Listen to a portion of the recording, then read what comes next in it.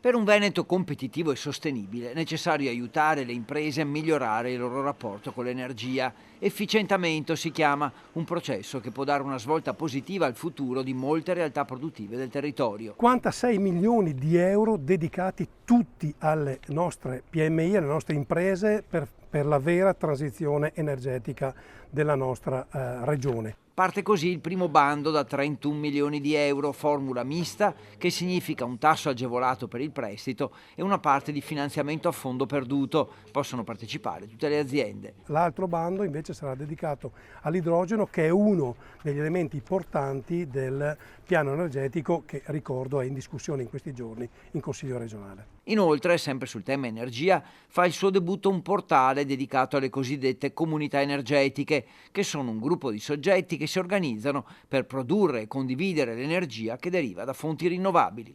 Comunità energetiche che stanno diventando sempre più interessanti. Ricordo a sindaci, a imprese, a cittadini che ci sono risorse davvero straordinarie sia a livello nazionale che a livello regionale per fare le comunità energetiche.